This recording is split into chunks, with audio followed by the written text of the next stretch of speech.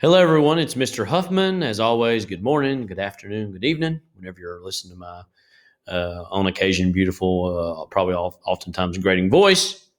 Today, here we go. Here we are. We're finally at the Civil War. And we've been kind of slowly marching towards this really since the very beginning, but especially since the United States formally became the United States after we defeated Great Britain. So many of the tensions that finally bubbled up at the surface again come 1860, 1861, had been really kind of slowly building up for years and years and years. But finally, here we are. So again, this is a new unit, Unit 6, the Civil War, which lasts from April of 1861 all the way through, funny enough, April of 1865. And today, I want to spend some time comparing where the North and the South are, kind of on a military level, on technological level, strategically, geographically, and what some of those things give certain sides advantages and disadvantages. And in some ways, these might be obvious, considering what I've been talking about so far with the North and South. But there's some things that also might come as a bit of a surprise. For one thing, the South actually had a large advantage when it came to their military officers. Their military leadership is going to be superior to that, especially early on of the Union. Okay, so Robert E. Lee, arguably the most respected senior officer in all of the U.S. Army, really wherever he fell, it was going to be a massive advantage for either side. And he personally, now this is very debatable, and there's a lot of scholarship that goes back and forth on this, but it seems as though on the whole, he found slavery to be a moral and a political evil, yet he couldn't turn his back on his home state, Virginia, right? So he felt a great loyalty to the United States, had served admirably and bravely over the Mexican-American War, and even as the superintendent at West Point and various other roles. But yet, for all that loyalty he felt towards the United States, he felt even more so towards Virginia, towards which naturally, when Virginia secedes and goes towards the Confederacy, he feels as though he's honor-bound to stay with his home state of Virginia. So having kind of Robert E. Lee on the Confederate side is going to give the South a distinct advantage in military leadership, okay? And he's going to be offered by General Winfield Scott on the behalf of Lincoln to command all of the Union troops, but he resigns from his post and offers his services instead to the Confederacy, in large part because Virginia, again, his home state, broke away and he couldn't go against them. Okay. And in general, about 313 officers, which is about represent a third of the U.S. military, resigned to join the Confederate States of America. So that's not half, but that is a pretty significant margin even still. Okay. And why does that happen? Well, for one thing, again, Lee heading over there, that's going to cause even more officers of the U.S. military to join the Confederate ranks. But also, the South in general had a strong military tradition, a tradition that goes all the way back to the American Revolution. And as I've said on multiple occasions, many of these Confederates saw themselves as the next phase or the next step of the American Revolution. So again, the South has a strong sense of military tradition, one that they don't want to kind of, they feel like they'd betray. They would go against the Confederacy. Okay. And out of the 8 military colleges that existed in the United States in 1860, 1861, 7 out of those 8 are very distinctly located in the South, which means that the South already regionally had a much higher concentration of very well-trained officers that were immediately available, right? So 7 out of the 8 military colleges, again, being in the South, many of them decide to stay there in the South and not go north. And so that, again, gives the South a distinct military leadership advantage. However, it should be said that the North, the Union, had a much stronger naval presence, right? We've talked at length the many months, it seems like years now, about how the North shipping is huge, right? Shipping of goods and items from across the Atlantic. And so there's a lot more naval resources in the North than there is the South. And 3/4 of all naval officers are from the North. So for this great military kind of leadership advantage the South might have when it comes to the Navy, the Union is going to kind of preserve their advantage there. Okay. And in the North contains most of the Navy's warships and all but one of the nation's shipyards. So they have an overwhelming advantage when it comes to naval forces and shipyards. Okay. So again, that's the North. That is one good thing they have in their advantage militarily, is the Navy. But again, when it comes to military leadership with men like Robert E. Lee, men like Stonewall Jackson. Again, a great number are going to leave the Union and join the Confederacy. Okay, so again, in a large part, those military colleges being located in the South, again, gave the Confederacy a pretty distinct advantage. So, what about the economies, though? And this is going to be where we're going to start putting some more pros or more pluses in the Union column category. The North had a population of about 22 million. Okay, and the South, meanwhile, only had a population of about 9 million. That's nearly 3 times the amount of people live in the North compared to the South. And of that 9 million in the South, a third of those are enslaved. So really, we're talking about close to 6 million people living in the South that can maybe join the Confederate cause, because that other 3 million are enslaved, and sure, they can still help the economy run, but not many of them are going to be joining the Confederate forces anytime soon. So naturally, the North, they're going to have a huge advantage when it comes to raising an army much more quickly and supporting the war effort, right? They're going to have more people that can fight, and they're also going to have more people that can work in the factories, right?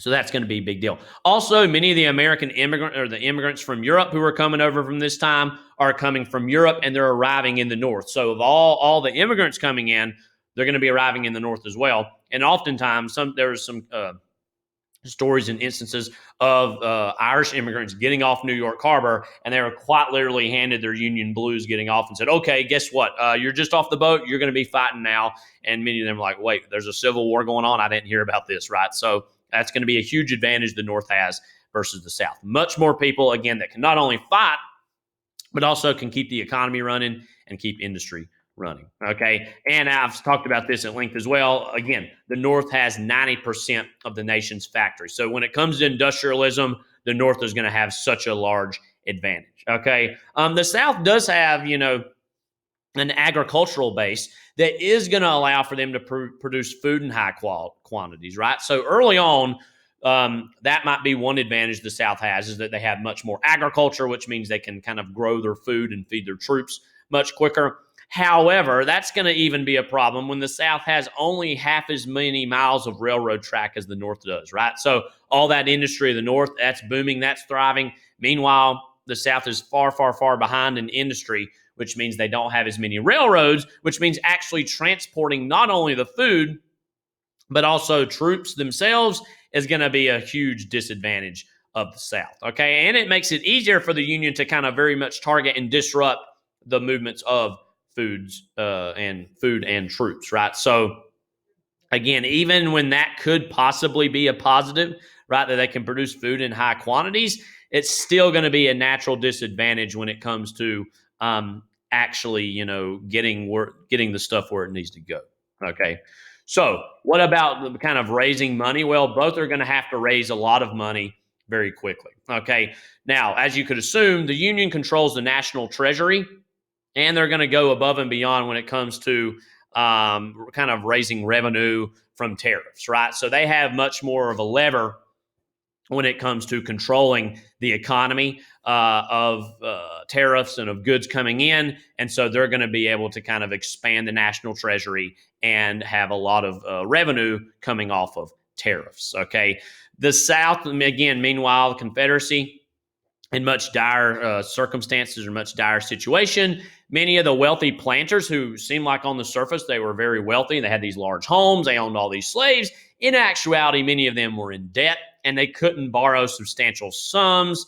And this goes back even to the Jackson era, his dismantling of the national bank and trying to make the state banks much larger. That's going to make the kind of these smaller state and local banks much smaller.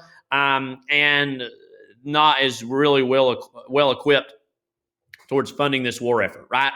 That combined with the Union Navy blockading the coast, severely limiting the imports and exports of the South. And again, the South is importing lots of goods because they don't have the industry to produce their own goods, right? So the fact that they're having to import lots of stuff, especially from Europe, if the Union's blockading the coast, they can't even get the goods in there to kind of sustain life in the first place, right? So that's going to be a huge disadvantage, okay?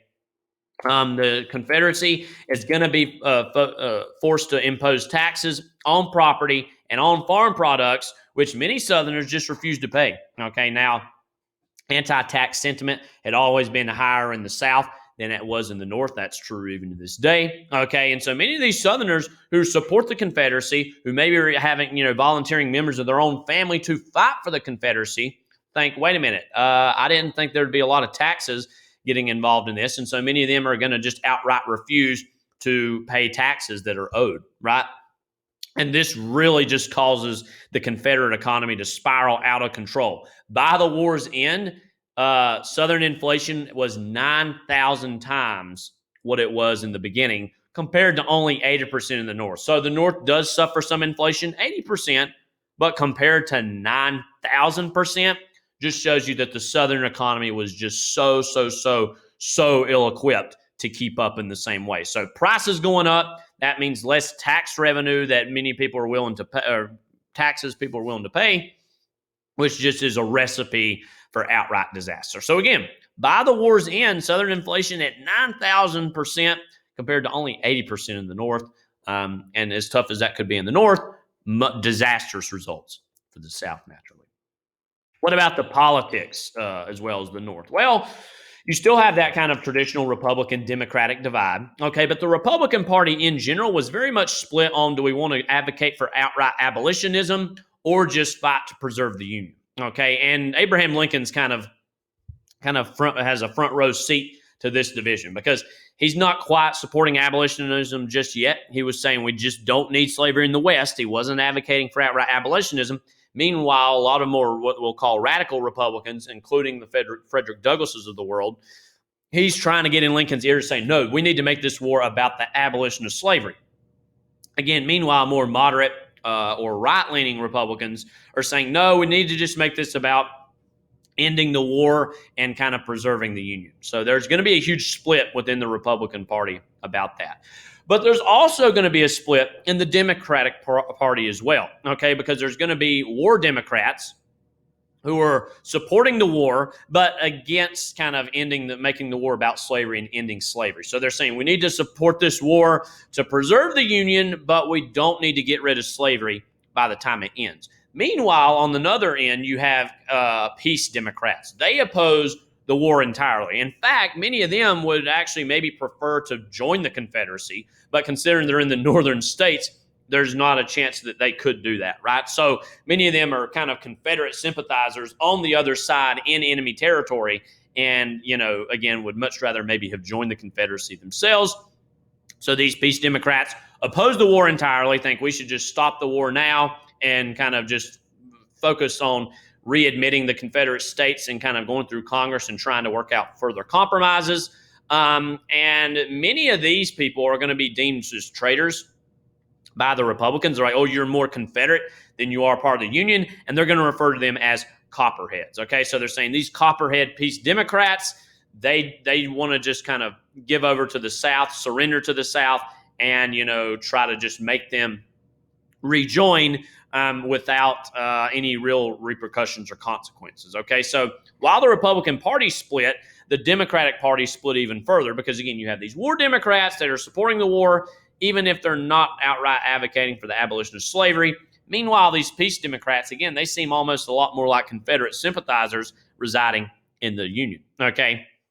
In 1862, and this is also going to be controversial, Congress is going to pass a militia law requiring states to use conscription or the draft if they don't have enough volunteers. So they're basically saying if the state is not offering enough volunteers to serve in the Union Army, then you're going to have to start drafting people. Okay, so Republicans generally supported this.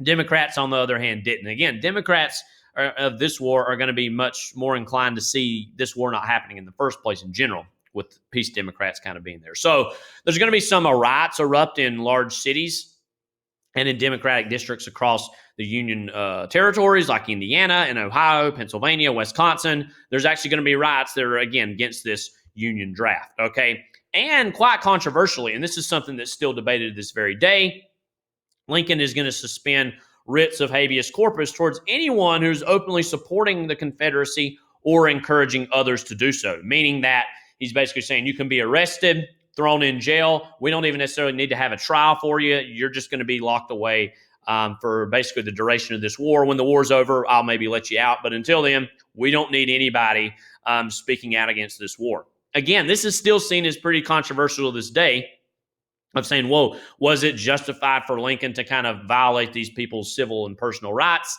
if it meant kind of preserving the Union? Okay. Now, again, I'll let you kind of decide for yourself about that, but it's generally not kind of considered as much as a negative as many of the other things he did as a positive. But he is restricting the rights of people in the North to speak out and kind of advocate on behalf of the Confederacy. So again, you can make up your own mind about that, of whether or not that's constitutional or whether or not that's justified. So that's in the North. What's going on in the South? Well, like I said, the South, for the most part, is actually giving a lot more power over to the state governments, which means that there's not going to really be as strong of a federal government in the Confederacy. Okay, so again, they had granted much more power to the states, which limited the power of that central government in Richmond, Virginia. Okay, and this really kind of hampers and gets in the way of Jefferson Davis actually trying to conduct policy in the Confederacy, because he has these ideas he wants to do, but all these states have much more power than he does. So it's going to make it incredibly difficult for him to actually pass policy in the Confederacy. And he's going to face opposition anytime he tries to impose conscription himself or himself waive writs of habeas corpus. And this is going to be a problem because his own vice president, Alexander Stephens, actually was advocating for, hey, we need to actually impose a conscription or a draft ourselves. The Union's drafting people. We need to be doing the same to draft people. But the South, meanwhile, many of these states and many of these local citizens are saying, no, we don't think we need a draft. And they themselves are also protesting that, hey, waiving the writs of habeas corpus, that's not good. That's what the Union's doing. We don't need to be doing the same thing. Yet he's going to try to do the same thing as well. So many of the same problems that Lincoln's facing, Davis is facing his own version of them further south, right? So there's a lot in the South, again, that don't want to have a draft in the same way the North is, but it's going to be more than necessary if the Confederacy has any chance of keeping up with the Union. Again, there's going to also be some diplomatic problems as well, because internationally, many of the governments of Europe are put in a difficult position here, okay? Because the U.S. explicitly did not want any sort of European interference. Right now, we hadn't really done a whole lot of interfering in their wars, but we certainly interfered in some ways with kind of maybe wanting Mexican independence from Spain when it came to fighting kind of Native Americans or the French here in the wars in the past. But we're saying, hey, you European nations, you better not come over here and give the Confederacy any sort of interference, right? And so they expected them to say, hey, you better respect that Union blockade of the South.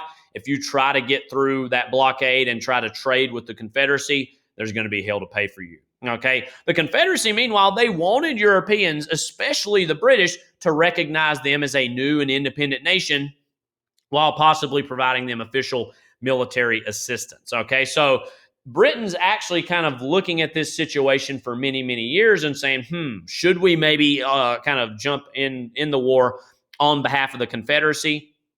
Because again, the Confederacy was giving so much to Great Britain in the way of cotton that it was in Europe's, or particularly England's, best interest possibly for the Confederacy to win this, because they needed that cotton cheaply. Okay, so Confederacy, meanwhile, saying, hey, recognize us as a new and independent nation. That's going to kind of elevate us on the world stage and prove that we're not just the little brother of the United States. Okay. So as I said, British and French textile industries depended heavily on Southern cotton and stopped selling cotton to them until they were recognized. That's what the Confederacy did as a way to try to put pressure on Britain and on France to try to intervene on behalf of the Confederate States. And British and French diplomats are going to meet informally with the Confederacy in May of 1861, which was relatively early on, only barely a month into the war. And they're saying, all right, we're interested, but we're hesitant. We need to see some big, large-scale, decisive victories if there's any chance of us kind of jumping in on your behalf. So if you prove you can survive, you prove that you're competitive against the Union, maybe we'll jump in and help you. But until then, we're in a wait-and-see, kind of crossing our arms territory with this, okay?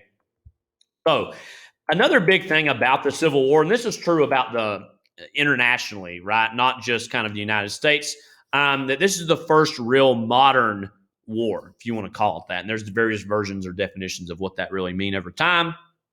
But it goes without saying that these Union and Confederate officers, again, many of which came from West Point or kind of had studied under and around Robert E. Lee, and so have a lot of experience with that, they're looking very hard at studying Napoleonic tactics. What did Napoleon do kind of in his battles kind of at the beginning of the 19th century, some decades before, that proved successful or fatal against the British or that kind of coalition of European nations? And also, many of them had served in or kind of studied under those who served in the Mexican-American War. So that's going to have a lot of modern relevance. Okay, and by the 1850s, French as well as American innovators had come up with basically these new, inexpensive conical or cone-shaped bullets for rifles, making kind of bullets and the rifles much more accurate at further ranges. So the weapons, in many ways, were much more brutal, much more accurate than they'd ever done before, right? Because in the days of the Revolution and the War of 1812, even into the days kind of the Mexican-American War, your traditional muskets were very inaccurate, were not super efficient. But these new rifles, again, had more cone-shaped bullets instead of these kind of rounder musket balls. These round-shaped bullets are going to make for much better accuracy, which means this war is going to be the deadliest in American history because both sides are going to have access to this technology and both sides are going to wreak massive havoc due to these very accurate rifles, okay? Which means that troops are going to be able to fire on their enemies several more times when charging enemy lines, which makes for much heavier casualties, okay? And this is the very first large-scale American war where troops kind of dig trenches and defend themselves with barricades, okay, which is very similar to, in some ways, the trench warfare that we'll talk about later on when we get to American II, if you have me, with World War I. Okay, so many of that kind of those World War I tactics where they're digging trenches, they're going over the trenches, headed towards each other, just shooting kind of discriminately at the other side. Again, that's going to lead to much greater casualties. To the point of really an individual battle as well as the war itself is going to come down to that term we've used already, attrition. That it's all about trying to wear down the other side. It's not about necessarily outright defeating them in battle, but instead wearing them down, getting them tired, getting them demoralized. That's going to be a key to both sides when it comes to winning individual battles, okay? And that's going to give the Union an even grander advantage when it comes to this war because they, again, have more people living in the North. They have more immigrants coming in. They're going to have a much easier job of relieving and replacing troops, right? So they're in a weird way, they can afford to lose more people, as sick as that sounds, because they have more people to work from. The South, meanwhile, every life matters even more so because they're going to be far outmatched in numbers, right? So that makes all these things make it easier for the North, and yet another advantage for the North when going up against the Confederacy. And this just shows you what some of those trenches or barricades look like, okay? Again, this almost looks like a World War I battlefield in some ways, even though you can tell by the outfits and the uniforms that these men are fighting in the American Civil War. So you might be thinking, okay, we've talked about all these negative things that are going the South's way. What's the South's actual strategy? Okay, well, Davis, again, he and many of these generals are going to seek inspiration in the American Revolution. They thought if we kind of waged the same sort of battle that was fought in the American Revolution, we can maybe have success against this larger, more imperial power that is the United States. So basically, generals, they're going to be very cautious, pick their spots carefully, retreat when necessary, and avoid any kind of large, costly battle. So they're thinking if we make this a little bit more of a guerrilla warfare, have these smaller, more indiscriminate battles, slowly pick off the South. Again, war of attrition, all that stuff with the American Revolution, that could wear down the North and possibly lead to negotiations. Because if we take them on full on in these massive battles, that's going to be huge disadvantages to us because they have more men, they have more artillery, they have more firepower. They have all these advantages that we have to kind of be more conservative with. And we can't just take them on full on. Let's instead maybe try to fight these smaller war of attrition. This strategy, though, is going to outrage many Southerners who think that they're naturally superior warriors and fighters on the battlefield than the Union. And so this is going to make some Confederate generals and Confederate officers much more offensive in leading charges that should have been much more defensive, right? And this basically, comes down to the whole idea itself of the rebel yell, this whole watch this attitude of Southerners, which in many ways is still present, right? That, hey, we're tougher. We're not, we can get this done just because we're that much tougher. We're that much stronger. And so this is a little bit of hubris and arrogance on the part of Southern officers is going to, again, lead to more casualties and really doesn't play towards that whole attitude of the war of attrition or of a defensive war, right? So that's really the wrong strategy to be taken up. And in 1862 and 1863, which is really the heart of the Civil War, where the most casualties are going to happen, Confederate armies fought 9 large battles, instantly going against that what the strategy should have been. 6 of those on the offensive, okay? And during that period of time, the Confederacy is suffering 20,000 more casualties than the Union, which is no bueno for them, not good, right? Because they need to be actually outpacing and killing more of the Union than they're losing, because the Union has more people to give.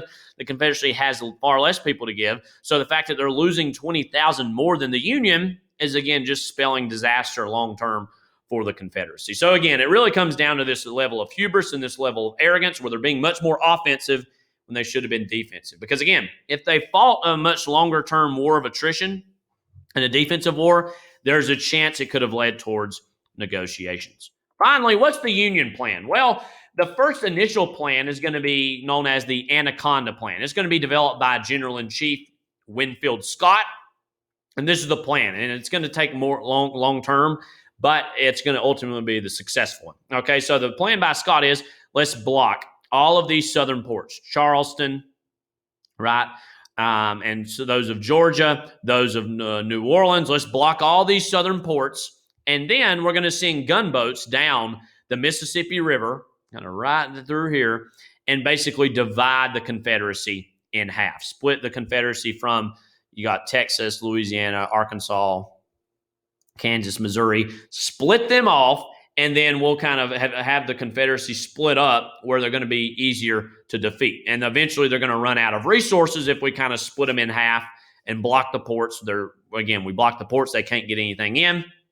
They're going to be split in half. Naturally, they're going to be forced to surrender. But the problem with this plan was that Scott realized this, and some of the other generals, and even Lincoln himself didn't really acknowledge this, that it's going to take a lot of time to do this. This isn't going to be won very quickly if we pursue this option, but it is going to cause the least amount of bloodshed, not just for the Union, but even for the Confederacy as well, which, again, we're wanting to reunite with the Confederacy. So we're not wanting to accumulate these large-scale casualty numbers on their side because, again, deep down, they're still Americans. We eventually want them to rejoin. So it's going to, again, not only save Union lives, but even Confederate lives. But many of his fellow generals mocked this as too slow, too indirect. Oh, Scott, we can take this on much easier if we just kind of directly send all the Union troops down to the South and invade through this large-scale, rapid, massive invasion.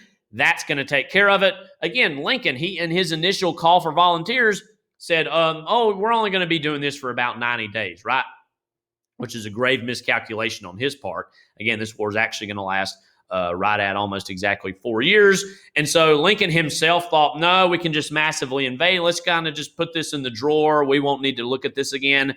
But once we see that rapid, massive Southern invasion of the South is not going to be successful, Lincoln kind of realizes that Scott was right all along and is going to bring Scott more back into the fold, and this option of the Anaconda Plan is going to be pursued, which, again, is all about cutting off these southern ports, sending gunboats down the Mississippi, splitting the Confederacy in half, and eventually wearing them down and letting them run out of resources. But again, it was suspected, that's not going to be necessary, that this war is going to be ended far quicker than that. Okay, but again, as I said, hardly the case, unfortunately. So that's going to do it for today. As always, if you have any questions for me, feel free to reach out, and I'll be happy to answer them. Take care. God bless.